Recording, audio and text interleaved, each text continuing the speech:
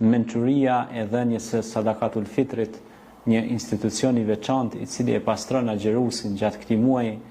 dhe ai jepet pikërisht në këto ditë të fundit të Ramazanit dhe pra është mirë të jepet para se të falet Fitr Bajrami, që është Bajrami i madh. Lidhje me këtë, Allahu te bareke ve teala pra në surën Tauba ajeti 60 na lajmëron mjaft bukur se kujt duhet i jepet kjo pra sadakatul fitri. Bismillahirrahmanirrahim. إنما الصدقات للفقراء والمساكين والعاملين عليها والمؤلفة قلوبهم وفي الرقاب والغارمين وفي سبيل الله وابن السبيل فريضة من الله والله عليم حكيم. Allahu e caktoi pra bëri obligim që demosha, zeqati, t'ju takoj vetëm të varfëve, nevojtarëve, të ngradëve që s'kan fore, punojnësve që të bojnë atë, atyre që duhen përfitu zemrat të dobëve në besim, e duhet dhënë edhe për lirimin nga robëria, të mbyturve në borxhe, luftëtarëve në rrugën e Zotit dhe atij që ka mbetur në rrugë. Allahu e di gjendjen e robërve, punon sipas urtësisë së vet.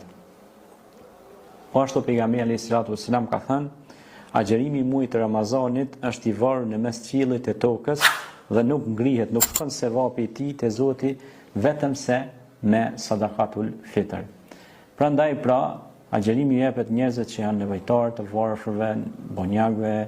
të ngradëve, por atyre që të bojnë, pra sepse është institucioni që të bën, ai duhet mu marrë të ditën me çat problem, domethënë me çat punë,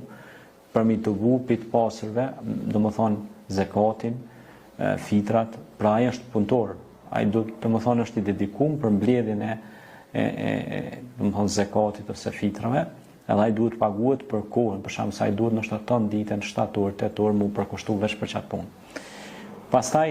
ku i jepet tjetër, jepet edhe atyre që janë të zhytur në borxhe, pra besimtari